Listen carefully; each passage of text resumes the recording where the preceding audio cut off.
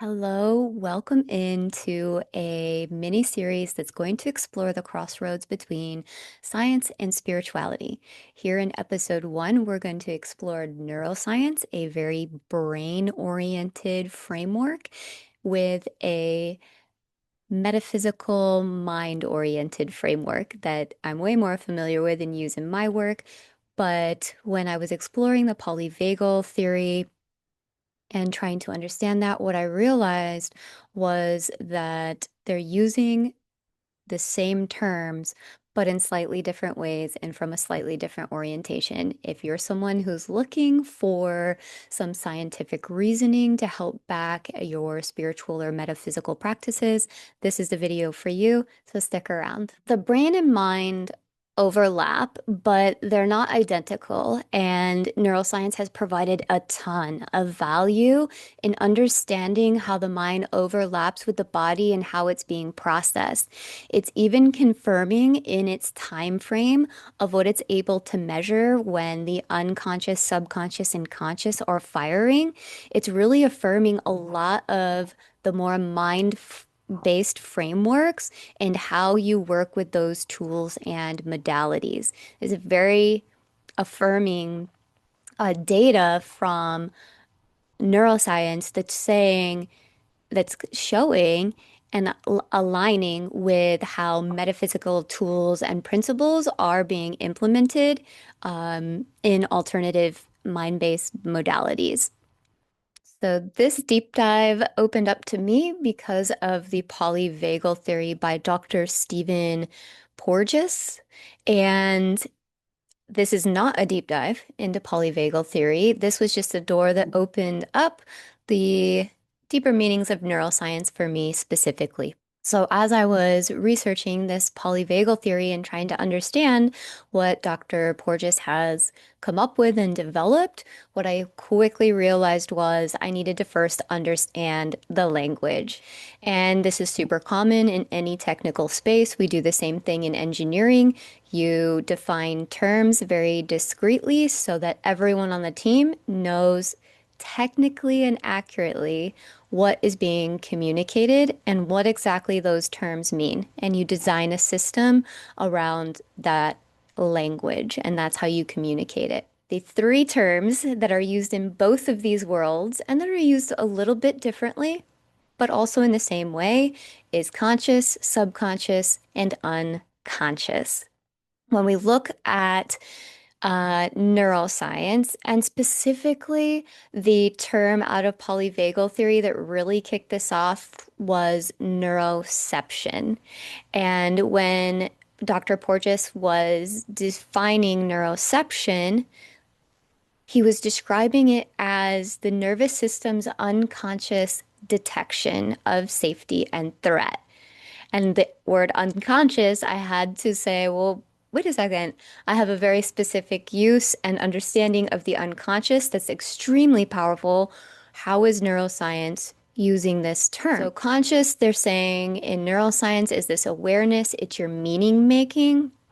It's when we step into symbolic representation, you have narrative and you can put language to the situation or emotion. When they're using subconscious or pre-consciousness, we have a pre-awareness state. So there's no current awareness of what's going on. You have a very emotional sensation. This is about a felt awareness of a situation or an environment. And then when you get into unconscious, there's no symbolic meaning, there's no narrative recall in this space. And it's all like this reflexive type of pretext only.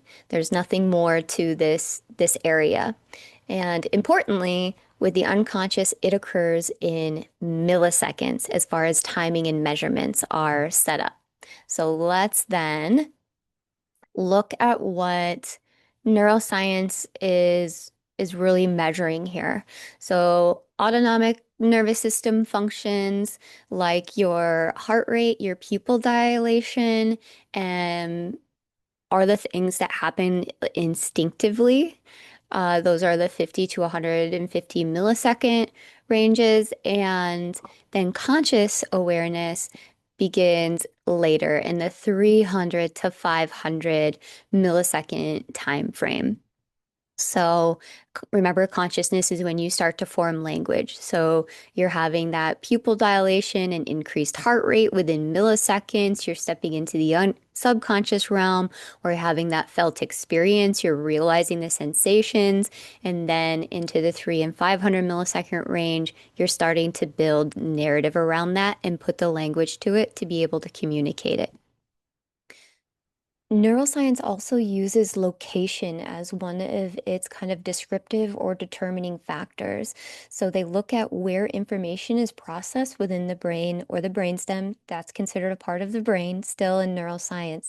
And so as they're looking at how things are lighting up and responding to environment or inputs, they're also looking at where in the brain this is happening.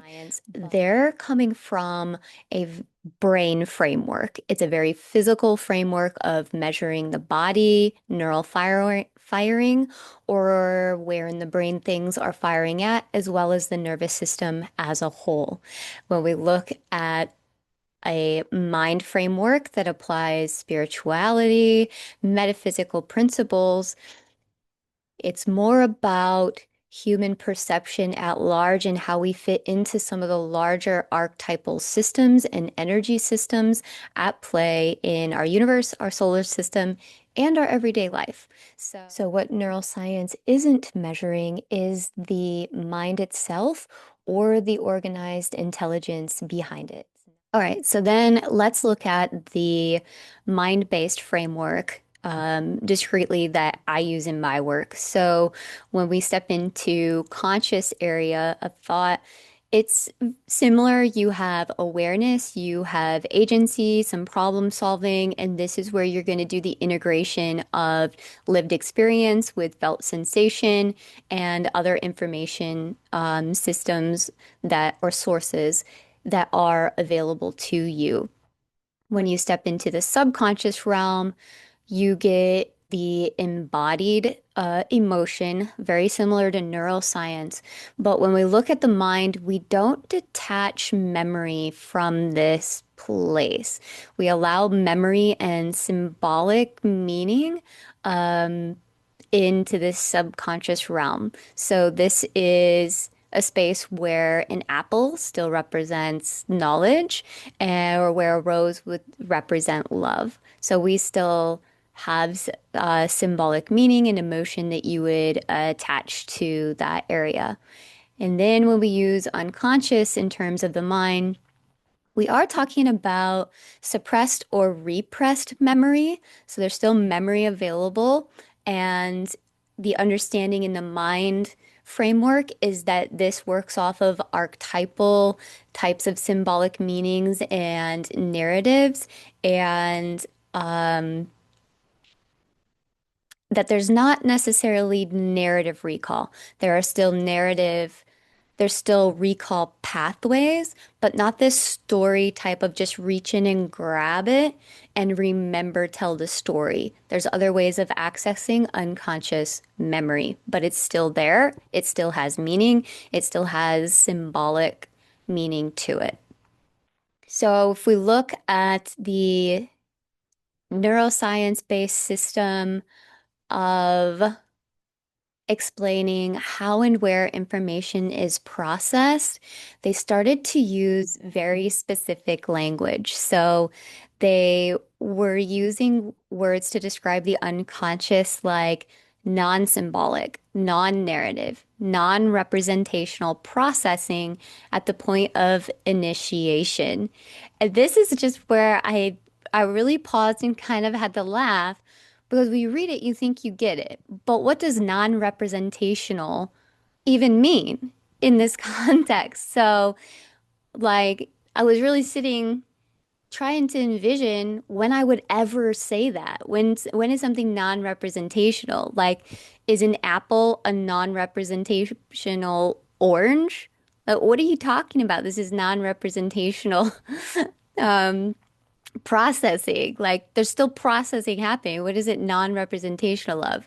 So The takeaway that I saw here was that they were describing the unconscious from everything that it wasn't. And there's some real power behind language when we start to describe something as non-symbolic, non-narrative, non-representational. It starts to give this real illusion in subconscious, unconscious processing that it's not real. So we really need to be careful in these worlds of human consciousness, human cognition, human capability and ability with the words that we're using to describe these things. So neither framework is wrong. They're just each observing a human experience from a different dimension. And so when you start to take that perspective and look at neuroscience as this very tangible 3D brain framework that they're measuring human function through, you can understand how the mind that doesn't exist within that measurement framework becomes non-representational. And I loved how these two came together to explain that the human experience is this multidimensional, multifaceted system of information that we're physically measuring, and that when you step into the mind-based framework, you can experience in a way that we can't quite measure yet, but that you can absolutely experience and in some very powerful ways. One of the important takeaways from this first episode here is that neuroscience and mind-based frameworks, metaphysical frameworks do tend to agree in at least that there is an unconscious, and that at the very least, in neuroscience, we're measuring the unconscious in milliseconds, and in a more mind-based system, we would say we have this groundwork that is influencing everything, or our experience is getting filtered through a lens that we're not aware of. So, in a way that neuroscience is measuring consciousness and subconsciousness, things that we're very aware of and where we create and narrate our experiences from, both of these frameworks are also recognizing that there's an unconscious layer that happens within milliseconds in the body and influences our um, reactions, or in neuroscience terms, our reflexes. I don't know. Let me know what you think in the comments. So the neuroscience or a brain-based framework really starts to look at when and where information is processed and how it can be measured, versus a mind-based system that looks at how experience happens, where it's stored, and then how it can be accessed. So when you really start to try to figure out how these two spaces fit together, what I was noticing is that neuroscience starts to define unconscious as a not mind perspective from the language that they're using. And we're going to explore that more in the following article of understanding how this language and approaching the human experience from just a when and where things can be measured brain framework really starts to create a narrow approach to what human experience is, as well as all of the ability and capabilities that you have available to work with in your life, whether that's creating, reaching new goals, whatever it might look like for you. We're going to dig into that language and break down how this unconscious wordplay between neuroscience and brain frameworks interplay with a mind-based framework. It's a pretty cool conclusion at the end, so we'll see you in the next one. Thanks for sticking around. So my name's Lindsay. This is Sovereign Rain. I look at how mysticism, spirituality, and modern science can all come together so that we can heal severe trauma is one of my goals, but also just operate more efficiently in everyday life.